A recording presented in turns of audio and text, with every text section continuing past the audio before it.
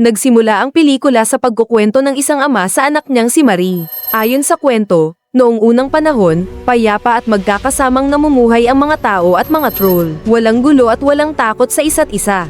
Pero nagbago ang lahat nang dumating ang Kristyanismo sa Europa, kung saan, inutusan ng simbahan, ang haring si Saint Olaf na ipalaganap ang bagong relihiyon sa Norway. Dahil dito, itinuring ng taliwas na sa paniniwala ng relihiyong Kristyanismo ang mga troll. Alam ni Saint Olaf na nagiging bato ang mga troll kapag nasisikatan ng araw. Kaya naman, inilantad niya ang mga ito sa sikat ng araw para maging bato, at ang iba naman ay ipinapatay niya, kahit bata o matanda pa man ito, at tuluyang ngang nawala sa lupang ibabaw ang mga trolls. Lumipas ang 30 taon, at lumaki na nga si Marie, kung saan, pinuntahan siya ng kaibigan niyang si Andreas sa kanyang kubo, para humingi ng tulong, tungkol sa mahalagang bagay daw na kailangan nilang gawin, kaya agad silang pumunta sa Vork Power Station. Doon, nakita ni Marie ang isang napakalaking troll na si Uten na pinag-aaralan ng mga siyentipiko. Nakakulong ito at mahigpit na binabantayan, pinalibutan nila ito ng mga ilaw na may UV light bilang depensa, dahil kapag natamaan ito ng ganitong uri ng ilaw, magiging bato ang troll. Di nagtagal, dumating ang project leader na si Marion. Hindi niya gusto na mapasama si Marie sa proyekto. Para sa kanya, hindi dapat ito makialam. Pero wala siyang magagawa dahil may problema sila, dahil kapag wala silang may pakitang malinaw na resulta sa proyekto, ipapasara ito ng mga superiors nila. Kaya kahit ayaw ni Marion, wala siyang magagawa. Dito rin ay nakilala ni Marie si Sigrid. Si Sigrid ay asawa ni Andreas na sa ngayon ay malaki na ang tiyan at malapit ng manganak. Pagkatapos, may ipinakita si Sigrid kay Marie. Isang lumang papel at ito ang kopya ng Law of Troll.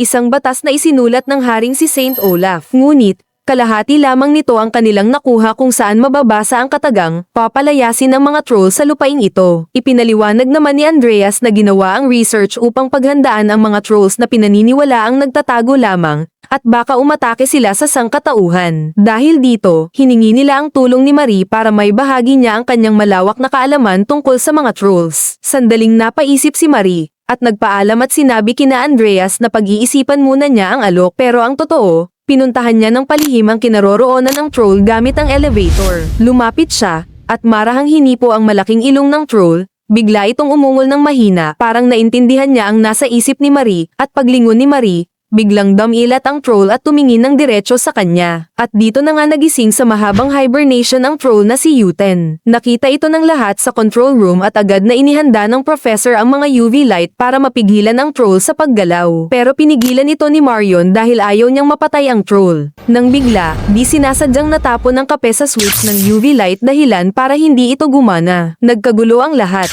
Tumakbo si Marie papunta sa elevator. Nakawala naman ang troll at nahagip ang elevator kung saan naroon si Marie na bumagsak sa sahig. Mabuti na lang at agad siyang natulungan ni Andreas. Habang nagwawala ang troll, natapakan nito ang isang professor na nasa daan niya. Habang tumakbo naman palabas sina Marie, Andreas, at ang iba pa para makaligtas. At dito na nga tuluyang minasak ng troll ang buong research facility para tuluyang makatakas. Pagkatapos ng insidente, sa base militar, ipinakilala si Major Chris, kung saan nakipagpulong sa kanya sina Marie para pag-usapan kung paano haharapin ang dambuhalang troll. Dumating din ang Prime Minister ng Norway, at sinabing natatakot siya sa nangyayari at gusto niyang masigurong ligtas ang mga tao. Sinabi naman ni Marion na huwag siyang mag-alala dahil kapag nahuli at nakontrol nila ang troll, maaari pa nilang ipagpatuloy ang research. Subalit, sinabi ng Prime Minister, mas mahalaga ang kaligtasan ng mamamayan, kaya kailangan daw nilang itumba ang halimaw. Nagalit si Marie at ipinaalala niya sa kanila ang isang inosenteng troll noon na naging bato dahil sa utos ng gobyerno. Alam niyang hindi lahat ng troll ay masama, kaya naglatag siya ng plano. Humingi siya ng tulong kay Chris para harapin ang troll sa ibang paraan at sumama rin si Andreas sa kanila. Samantala, sa isang club, masayang nagpa-party ang mga tao. Nang biglang gumuho ang bubong, pumasok na pala ang dambuhalang troll at saka winasak ang lugar. Nagtakbuhan ang lahat nang makita nilang kinukuha at kinakain na ng troll ang ilan sa kanilang kasama. Pagdating ni na Chris at ng mga sundalo, agad nilang pinaputukan at pinatamaan ng malalakas na ilaw ang troll para mapahina ito at mapigil ang pag-atake. Ngunit, biglang iwinasiwas ng troll ang isang malaking poste na nagresulta sa pagtama ng mga kawad ng kuryente sa helicopter ng kaibigan ni Chris na si Amir, na nagresulta sa pagkawala ng kontrol ng helicopter at saka ito bumagsak. Nanlumo si Chris nang makita ang sinapit ng kanyang kaibigan. Ngunit, wala siyang magawa dahil nasira din ang kanyang helicopter. Di nagtagal, umalis din agad ang troll. Pagkatapos nito, dinala ni Marie ang grupo sa isang bundok at pagpasok nila sa kuweba nito, nahawakan ni Andreas ang malagkit na likido sa pader. Ipinaliwanag naman ni Marie na ang likidong iyon ay tinatawag na hunting bait na ginamit noon para patayin ang Troll King. Ayon kay Marie, dinukot noon ang anak ng Troll King at itinago ito sa isang lihim na lugar. Ginawa nila iyon para magalit ang Troll King at mapilitang lumabas at para mahulog siya sa bitag. Nagukit din sila noon ng mga simbolo ng Kristyanismo sa mga bato dahil sa paniniwalang mas pinalalakas pa nito ang epekto ng mga bitag laban sa mga trolls. Ngunit hindi nagtagumpay ang plano at hindi namatay ang Troll King sa bitag at kinumpirma rin ni Marie na siya rin ang troll na nakalaban nila 3 taon na ang nakalipas. At ang mas nakakatakot pa rito dahil ayon sa kwento, ang katawan ng anak ng Troll King ay hindi kailanman nakita na parang bigla na lang itong nawala. Subalit, pagdating ng grupo sa isang malalim na hukay, pinukpok ni Marie ang bato ng Troll King sa lupa at sinabi niya sa lahat na manatiling kalmado at huwag magpanik. Dito na nga may biglang gumalaw sa dilim. Isang troll ang lumitaw sa harap nila at agad naman itong ipinakilala ni Marie na siya ang anak ng Troll King na tinutukoy sa kwento. Biglang lumapit ang anak ng Troll King at marahan itong hinipo ni Marie at umungol din ito.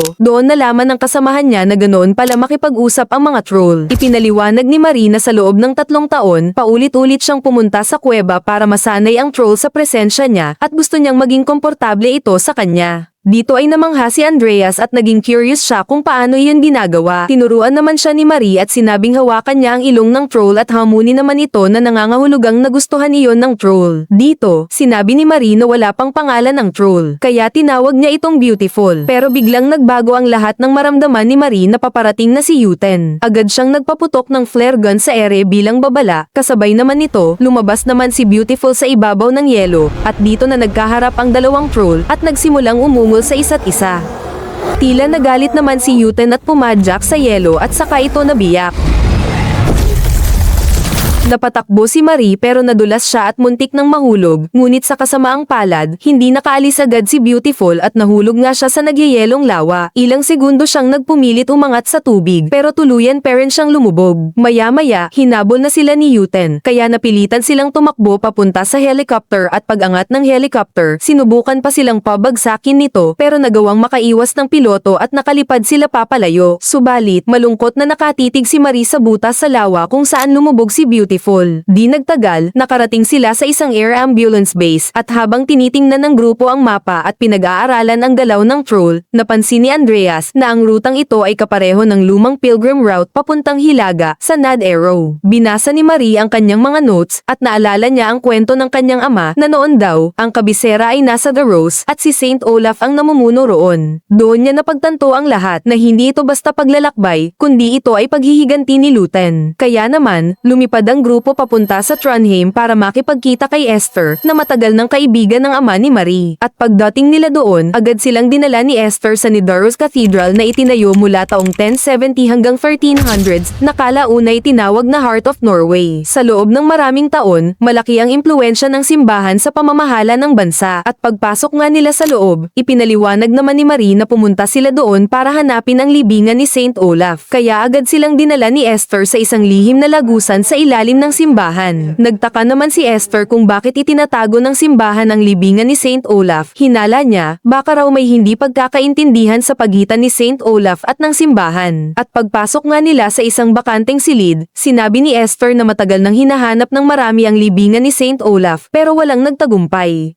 Ngunit, napansin ni Andreas ang simbolo na kapareho ng nakita nila sa kuweba kaya naghanap pa sila sa paligid at napansin nilang may kakaibang imahe ni Olaf sa pader. Hinawakan ito ni Andreas at may maliit na piraso ang nahulog, at nagkaroon nga ng butas sa tiyan ang rebulto ni Olaf. Naalala naman ni Esther na nasugatan si Olaf sa tiyan, hita, at leeg sa huling laban niya, kaya hinawakan niya ang mga bahaging iyon, at isa-isa itong lumuwag at nagpakita ng mga butas na tugma sa sugat ni Olaf. Ipinasok naman ni Marie ang mga torch at sabay iniikot ang mga ito. May narinig silang tunog sa loob ng pader at nang matapos ikutin ang 3 torch, ay biglang bumukas ang lihim na pinto. Tinulungan naman siya ni Andreas na itulak iyon at sa loob, ay may silid na may maliit na pond at naroon nga ang libingan ni Olaf. Gusto ni Marie na buksan ang kabaong ngunit nag-aalinlangan si Esther dahil sagrado iyon. Iginiit naman ni Marie na mahalaga ito, at dapat nila itong gawin, kaya sabay nilang inangat ang takip. Naroon nga ang labi ni Saint Olaf na hawak pere ng espadang pilak at sa bulsa naman, ay nakita naman nila ang nawawalang piraso ng trollo. At nang lumabas sila, kinuna nila ito ng larawan at ipinadala kay Siegfried, na siyang may hawak ng kalahati nito sa institute. Dito nga ay nabasa nila ang buong nilalaman ng trollo kung saan, tumutol pala talaga si Olaf sa pagpapalaya sa mga troll kaya ipinatumo siya ng simbahan para maipagpatuloy ang pag-ubos sa mga trolls. At napagtanto din nila na hindi naghihiganti si Jotun kay Saint Olaf kundi sa mga pinuno ng simbahan at sa Trondheim. Samantala, lumabas sa buong mundo ang viral video ng pag-atake ni Jotun, at nag-aalala naman ng ibang pamahalaan ng ibang bansa sa maaaring gawin ng troll at nagbanta na kikilos sila kung kinakailangan. Lumabas din ang Prime Minister sa press conference at ipinaliwanag na ine-evacuate na nila ang lahat ng tao sa kabisera. Pero wala siyang sagot kung paano aayusin ang sitwasyon. Samantala, tinawagan si Chris ng kanyang chief pero hindi niya ito sinagot at pinili niyang manatili sa mga kasama para tumulong. Nagtataka naman ang grupo ni Marie kung paano lumaban si Olaf noon dahil hindi matibay ang pilak na espada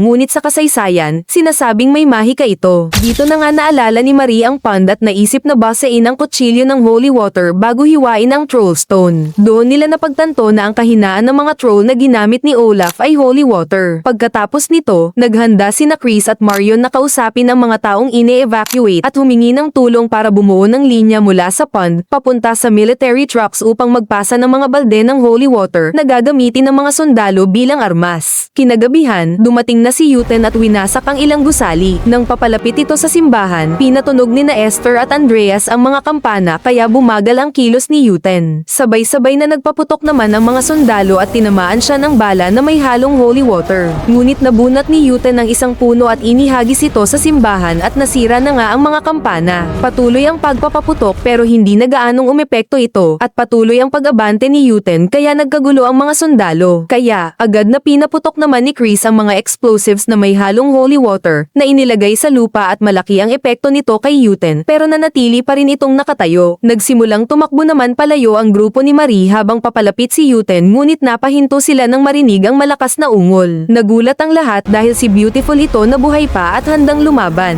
Naglaban ang dalawang troll sa gitna ng syudad sa tabi ng ilog ngunit mas malakas si Jotun at naihagis niya si Beautiful papunta sa tulay. Desperado naman si Marie na tulungan ng kaibigan pero hindi niya alam ang gagawin. Dito, iminungkahi ni Marion na atakihin si Jotun mula sa loob gamit ang holy water para kumalat ito sa buong katawan niya. Sinabi naman ni Chris na maaari silang lumipad sa ibabaw ni Jotun at ihulog ang huling bomba sa bibig nito pero isa na lang ang natitira kaya kailangan nilang gawin ito ng maingat. Samantala, patuloy na sinasaktan ni Jotun si Beautiful sa ilog at nagawa naman ni Marie patamaan ng rocket launcher si Jotun habang isinusubsob nito ang mukha ni Beautiful sa tubig. Habang nasa chopper naman sina Chris at Andreas, di sinasadyang nahulog ni Andreas ang detonator ng bomba kaya kailangan itong pasabugin ng mano-mano sa loob ni Jotun at may kailangang magsakripisyo. At sa mga oras na iyon, tumawag na si Andreas sa asawa niyang si Sigrid habang nasa ibabaw sila ng bibig ni Jotun at nakiusap na sabihin sa anak nila na isang bayani ang kanyang ama. At dito na nga,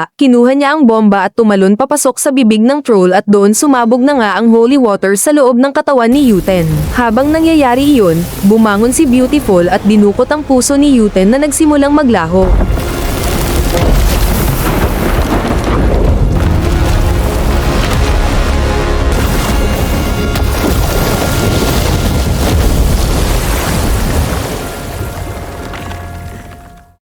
Pagkaraan ng ilang panahon, inayos na muli ang simbahan at nagbukas si Esther ng exhibit para ituro ang tunay na kwento ni Saint Olaf at ng mga troll. Nanganak naman si Sigrid, at naging masayang uncle naman si Chris. Samantala, pinayagan na si Beautiful na manirahan sa bundok at madalas din siyang bumisita sa kubo ni Marie. Sa kabilang dako, pinag-aaralan naman ni Professor Moller ang sample na nakuha niya na ngayon ay lumaki bilang isang mini troll. At dito nagtatapos ang pelikula.